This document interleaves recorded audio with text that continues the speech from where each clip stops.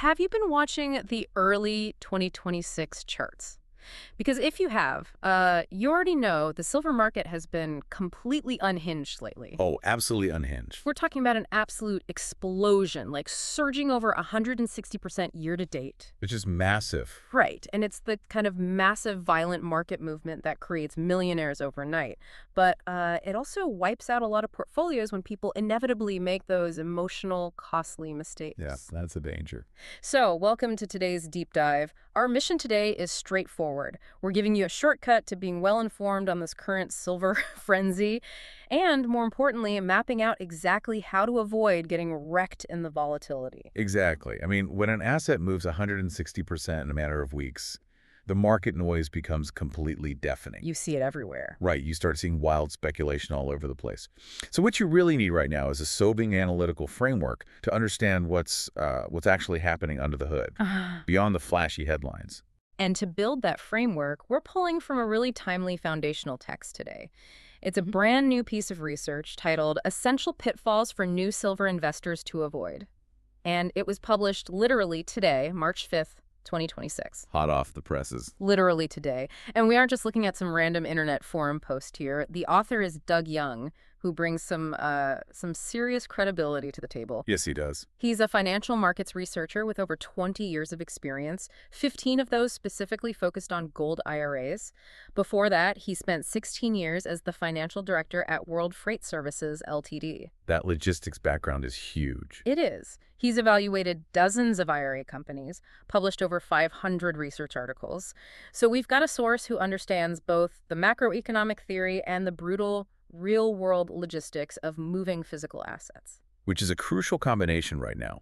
His background in corporate finance and precious metals means he's looking at the 2026 market from a highly practical perspective. He's factoring in the physical supply chains, the actual costs of acquisition, and the logistical realities that most retail investors, completely ignore until it's too late. Okay, let's unpack this.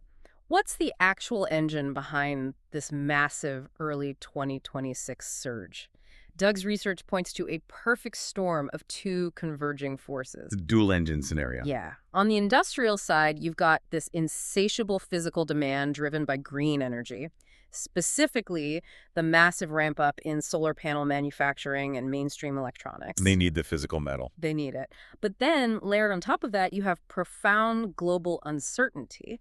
We're all seeing the daily headlines about the escalating Middle East conflict, specifically the Iran-Israel war. Right. So you've got green tech devouring the physical supply, while geopolitical panic pushes traditional safe haven investors into the market at the exact same time. It really is a dual engine scenario pushing the price upward. Yeah. But before we get deep into the mechanics of this market, we should establish an important disclaimer here. Good call. This deep dive is strictly for educational purposes. We're here to impartially summarize the provided source materials. We aren't taking sides or endorsing any specific geopolitical viewpoints regarding the ongoing conflicts in the Middle East. Absolutely not. And, crucially, we're definitely not offering personalized investment advice.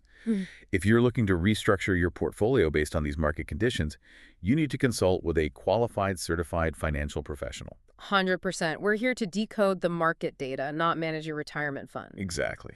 So let's look at the actual numbers on this 2026 roller coaster because they are staggering. In January, silver ripped all the way up to a peak of almost $122 per ounce. Just incredible momentum. Wild.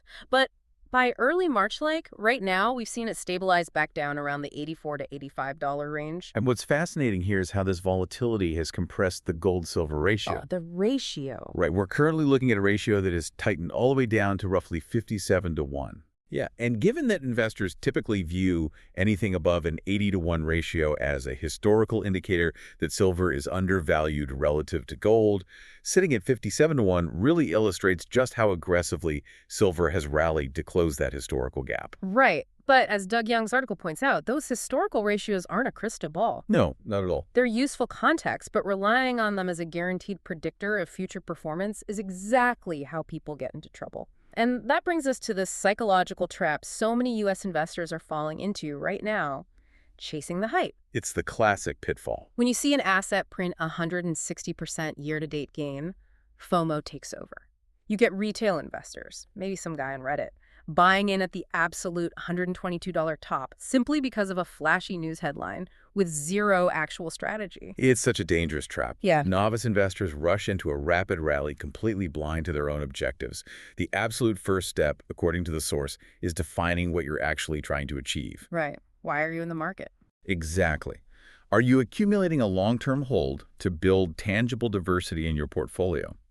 Or are you trying to execute a short-term tactical swing trade based on the Middle East headlines? Two very different things. Entirely different, Yeah. because those two objectives require entirely different entry and exit strategies.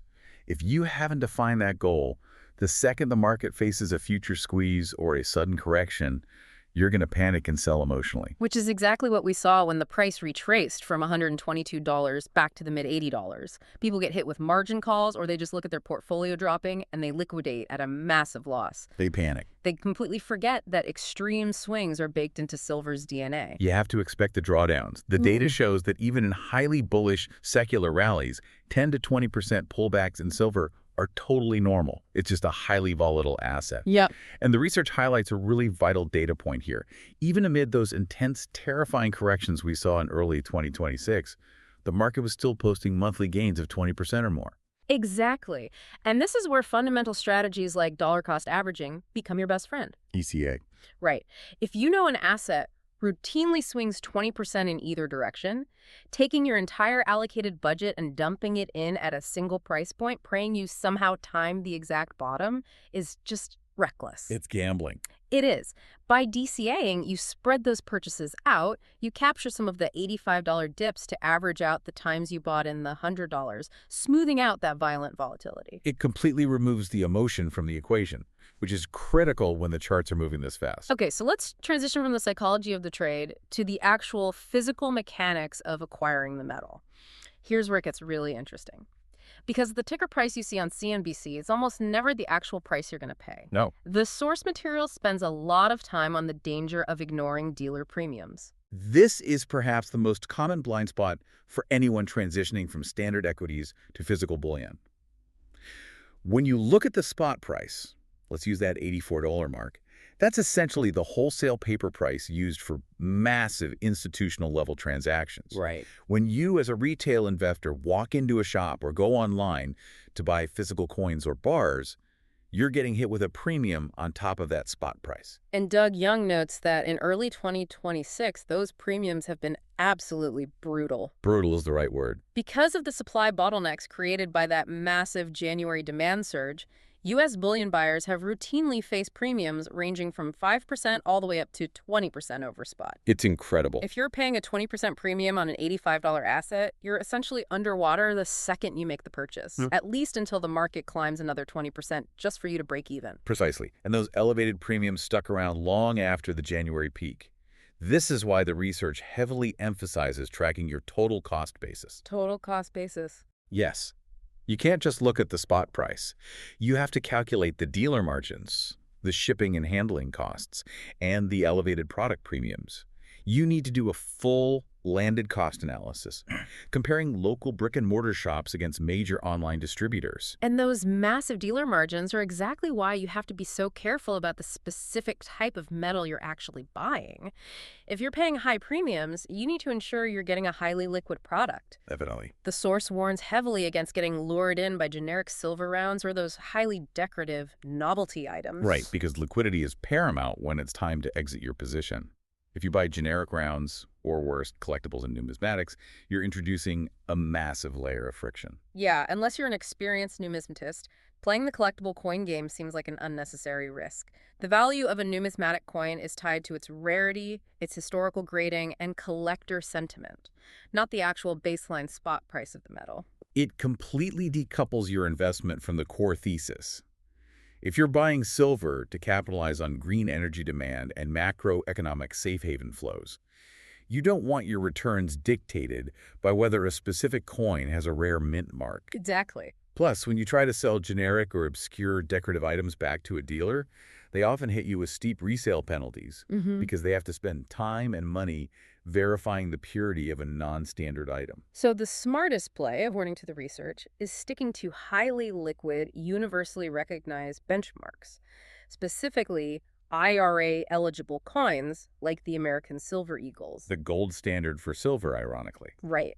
Because they're minted and backed by the US government, they dominate the global secondary market. They trade with incredibly tight spreads, so you aren't bleeding capital on the difference between the bid and the ask when it's time to sell. They're standardized, instantly recognizable, and easy to liquidate anywhere in the world.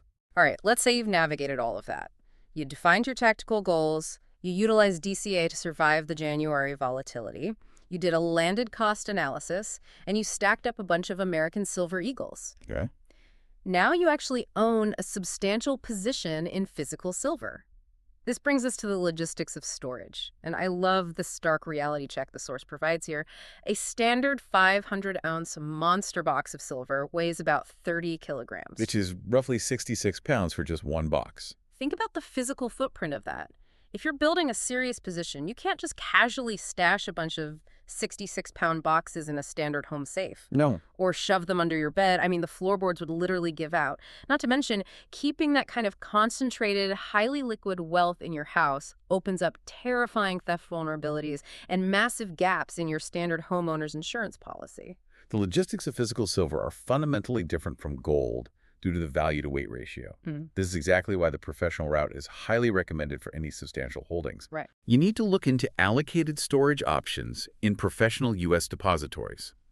These are hardened facilities specifically designed to vault precious metals, typically located in places like Delaware or Texas. And allocated is the key word there, right? Meaning your specific assets are segregated, you own those exact serial numbered bars or boxes, and they are fully insured by the facility. Exactly. But let me play devil's advocate here for a second. The source points out that these professional vaults charge fees that typically scale from 0.5% to 1% of the total value of your metal annually. Yes, they do. If I'm already paying a 5 to 20% dealer premium up front, doesn't paying another 1% every single year severely cannibalize the whole point of holding it as a wealth preservation asset? It's a fair question, but you have to view that 0.5 to 1% as a necessary holding cost for institutional-grade insurance and security. The percentage also usually scales down if you're holding larger bulk allocations. If you try to self-insure tens of thousands of dollars of physical bullion at home through private riders on your homeowner's insurance, you often end up paying similar premiums anyway. And that's without the benefit of 247 armed security and climate-controlled vaulting. That makes sense. It's the cost of doing business in physical commodities. Speaking of costs, we have to talk about the T word. Taxes. Yes. Because ignoring location-specific taxes and fees is a massive unforced error. The tax landscape for physical bullion in the United States is incredibly nuanced. When you buy physical silver, state sales taxes generally apply at the point of purchase. And depending on your jurisdiction, those can range anywhere from 0 all the way up to 10%. Which is wild. A 10% state tax right off the top, combined with a 15% dealer premium, means you're down 25% before you even walk out of the shop. Which completely destroys any short-term profit margins you might have been targeting. However, there are vital exemptions you can utilize. In many states, if you purchase the bullion and have it transferred directly into a professional depository, the state regulations will defer or completely exempt those sales taxes. That's a huge tip. It varies wildly from state to state, which is why consulting local tax codes, or a professional, is non-negotiable. Furthermore, you have to remember that when you eventually sell that physical silver for a profit, those gains are going to be subject to long-term capital gains taxes. And what about looking outside the U.S. for better pricing? Does the research suggest buying internationally to avoid local premiums? Doug Young's analysis actually advises against it for the average investor. While the U.S. doesn't have a federal value-added tax, or VAT, which is heavily utilized in Europe and elsewhere, importing silver into the U.S. triggers cross-border duties, customs fees, and complex shipping logistics. So it's not worth the hassle. Maintaining a domestic focus simplifies your tax compliance and shields you from unexpected international import costs. Okay, so let's take a step back and look at the whole board. We're talking about 160% price swings, 20% dealer premiums, 30-kilogram monster boxes that weigh as much as a golden retriever, 1% annual vault fees in Texas, and navigating state-by-state sales tax exemptions. It's a lot to manage. It honestly sounds exhausting, which brings up the most obvious question. Why wouldn't a new investor just log into their brokerage account, buy a paper silver ETF like SLV, and avoid literally all of this physical hassle? If we connect this to the bigger picture, it all circles back to the very first concept we discussed: accurately defining your objective. Mixing up paper market exposure with physical asset ownership is perhaps the most dangerous trap of all, because they serve two completely fundamentally different purposes in a portfolio. Right. If you just want to ride the wave of the Iran-Israel headlines, paper seems way easier. Exactly. Yeah. Highly liquid paper ETFs or mining stocks are fantastic tools if your defined goal is frequent, short-term tactical trading. You can get in and out of the price action in milliseconds without paying 20% dealer premiums, worrying about shipping weights, or paying vaulting fees. Yeah. But, and this is a massive distinction, a paper ETF is fundamentally a derivative. It is a financial instrument designed to track the price. It is not the metal itself. Yeah. If your objective is to use silver as tangible, physical insurance against macroeconomic instability or currency devaluation, relying on paper introduces massive counterparty risk. And Doug Young's research drops a massive reality check about the 2026 market, specifically regarding this paper versus physical dynamic. We all know the spot price we see on the financial networks is dictated by the COMEX, the primary futures market. Yes. But the research highlights just how disconnected that paper market has become from the physical reality. It's a critical vulnerability. The COMEX spot price is dictated by derivative contracts being traded back and forth by institutional players. But the vast majority of those contracts are entirely cash settled. They are simply paper claims on silver, not guaranteed contracts for physical delivery. Wow. In a true systemic financial crisis, if the institutions managing those ETFs or clearing those derivative trades fail, your paper claim might end up completely worthless. You are entirely reliant on the health of the financial system to honor that claim. Owning physical bullion entirely removes that counterparty risk. You possess the asset outright. It's a wild dynamic to wrap your head around. The ticker price driving the hype is essentially a paper abstraction, but the actual fundamental demand for the solar panels and the electronics is strictly physical. It is.